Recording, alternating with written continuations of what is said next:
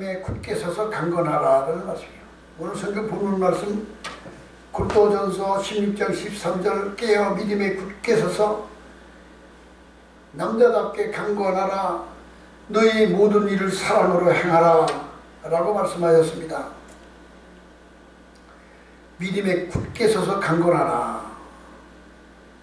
사람마다 행복을 추구하고 삶의 성공을 소원하고 있습니다.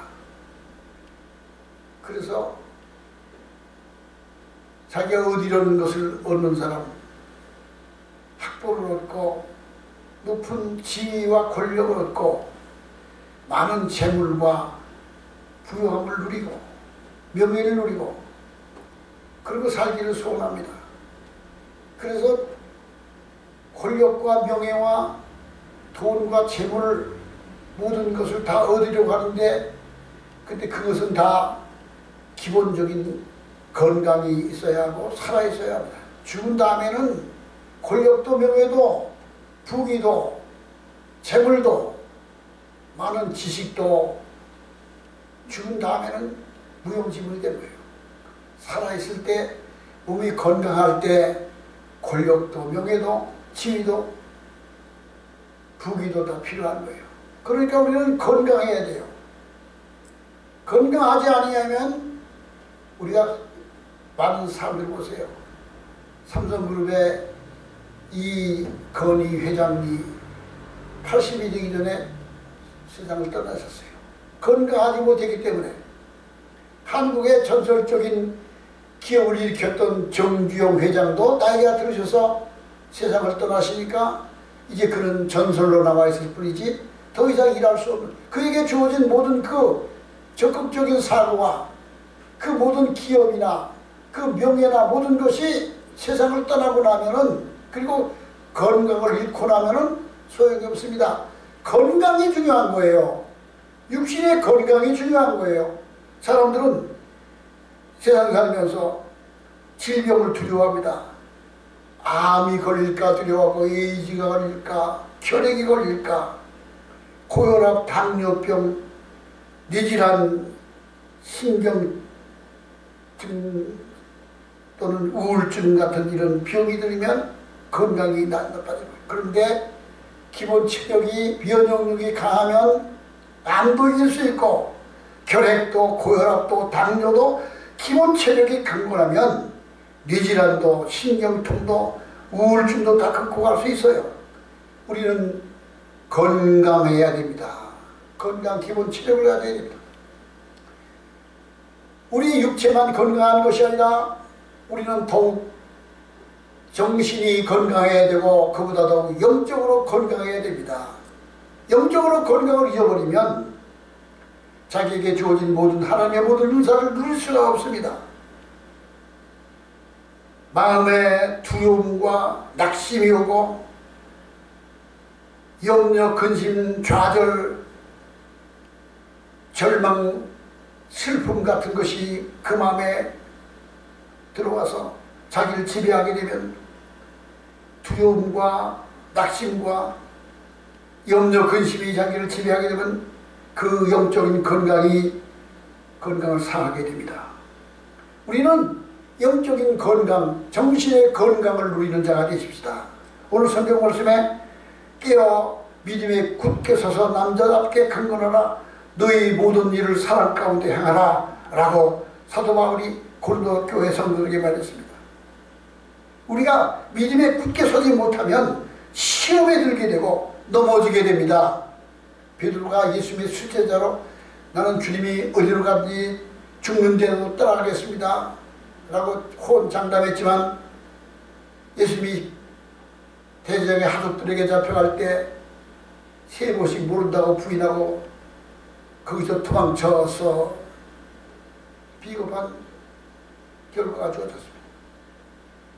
사도 바울의 동역자였던 데메드리오라는 대마도 처음에는 열심히 바울의 동역자로 사역을 했으나 세상 염려 근심과 세상의 유혹에 이기지 못하여 그의 믿음이 약해지니까 바울을 버리고 고향으로 돌아와서 예루살렘으로 돌아버렸습니다.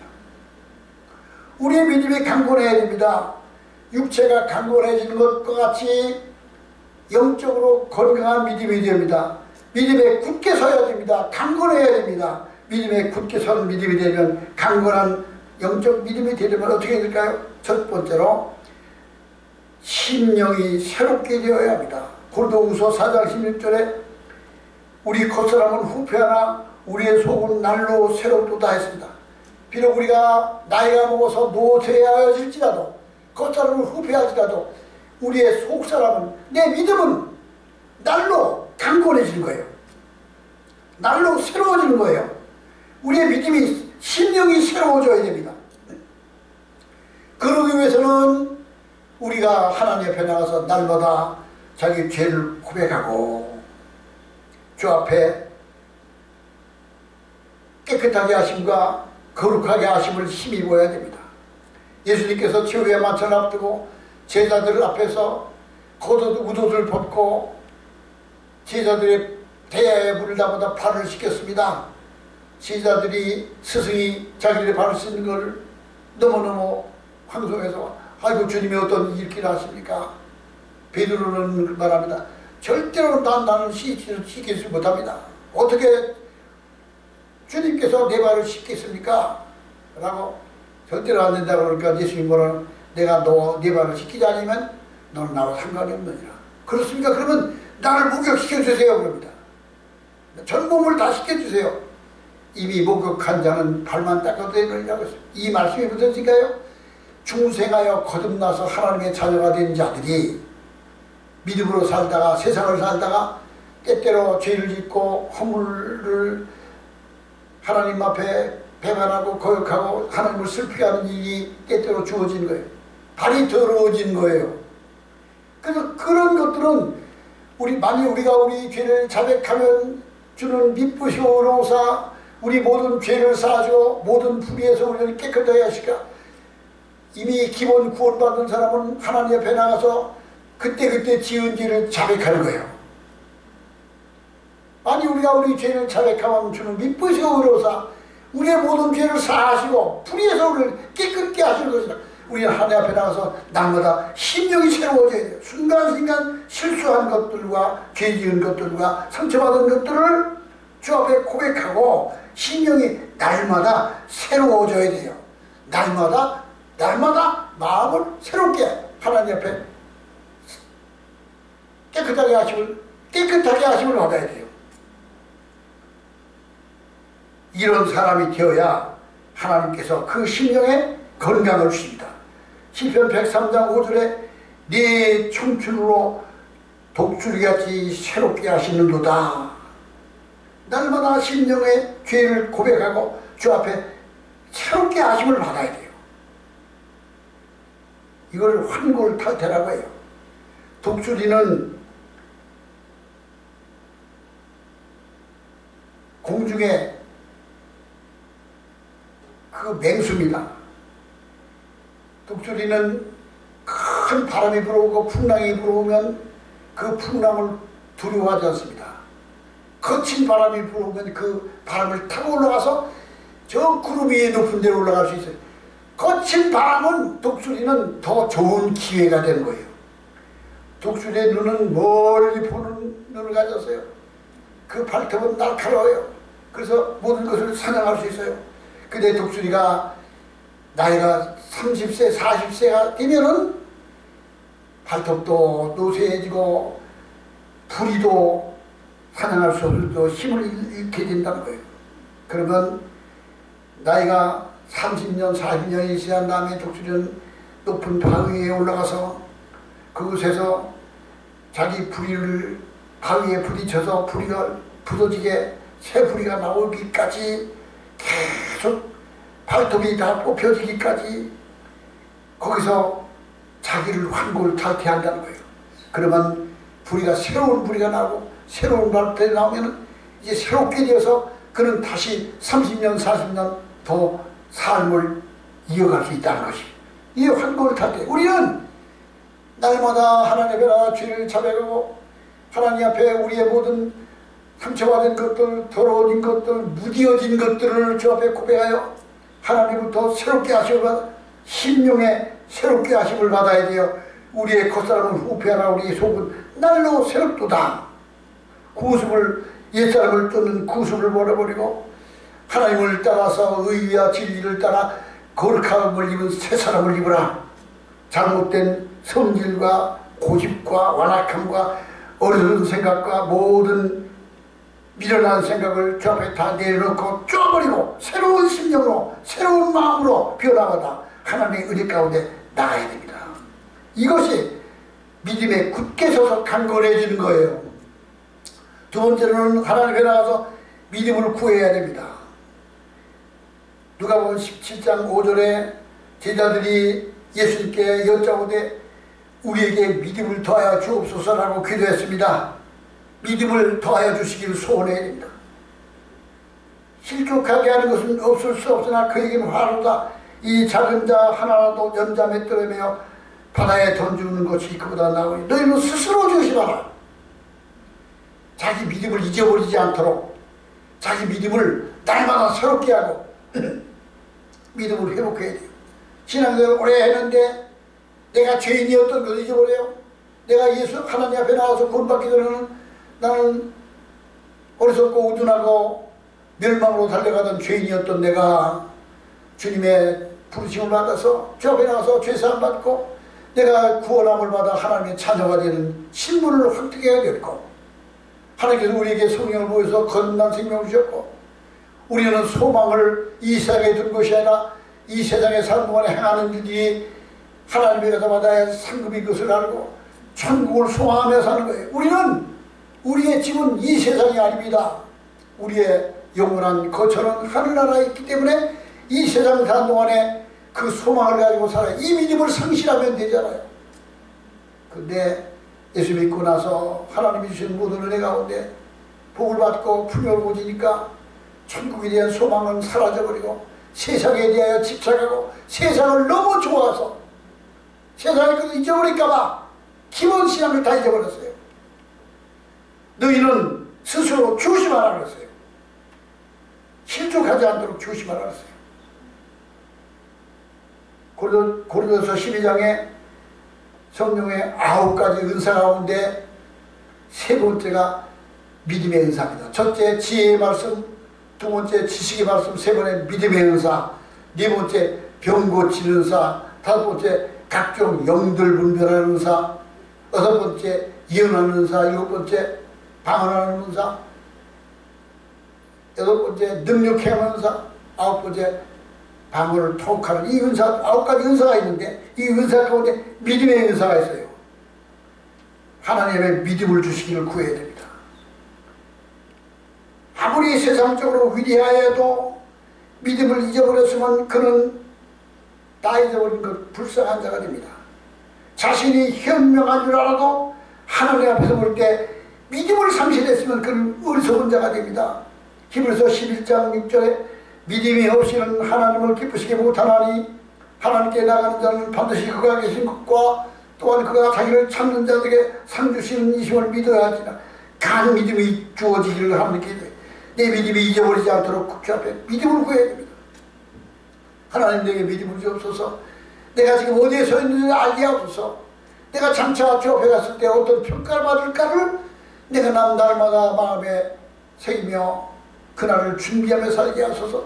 세상에 집착하여 헛된 것에 마음 뺏기지 않게 하소서. 믿음을 주 앞에 구하는 자가 되야 돼요. 세 번째로는 말씀에 감동하시오라 됩니다. 말씀으로 날마다 새로워야 됩니다. 새로워져야 됩니다. 로마서 10장 17절에 믿음은 들음에서 나며 들음은 그리스도의 말씀으로 말미암으니라.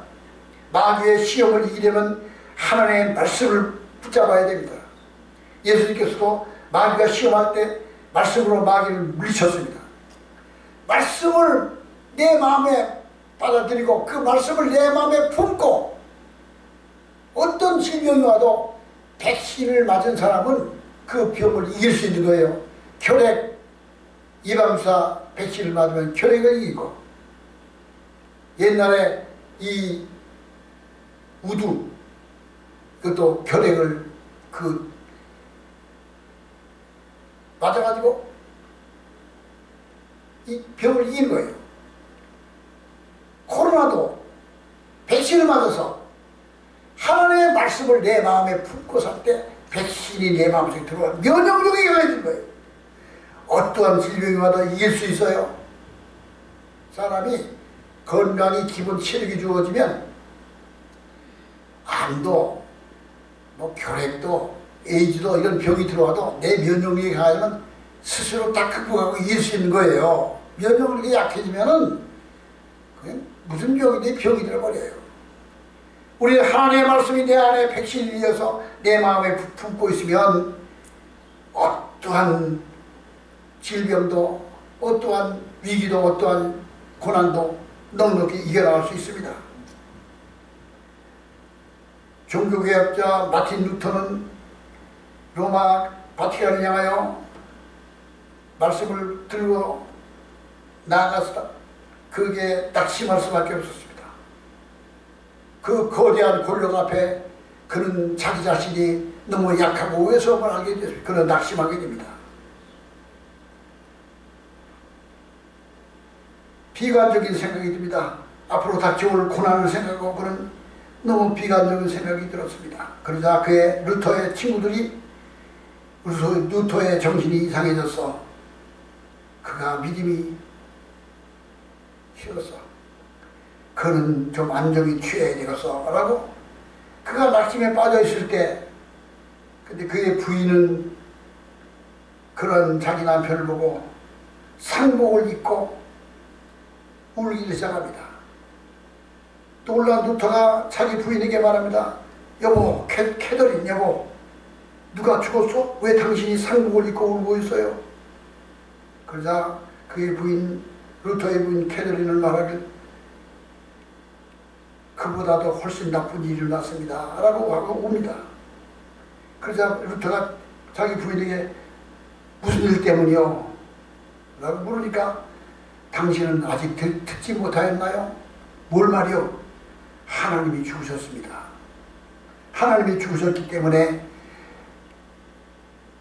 당신의 종교개혁이 실패할 것입니다 라고 말합니다. 그러자 그 순간 루터는 정신이 번쩍 들어서 내가 바보였어.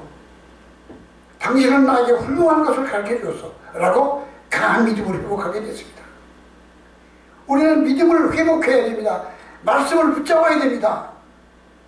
그래서 늘 말씀을 묵상하고 복 있는 사람은 악인의 꾀를 잡지 않고 죄인에게 서지 않자고 오만한 자의 자리에 앉지도 않고 오직 여호와의 말씀을 즐거워하며 그 말씀을 주야로 묵상하는 자로다. 저는 시냇가에 심은 나무가 씨를 쫓아 열매를 맺으며 그 잎사귀가 마르지 아니함같이 그 행사가 다 형통하리로다.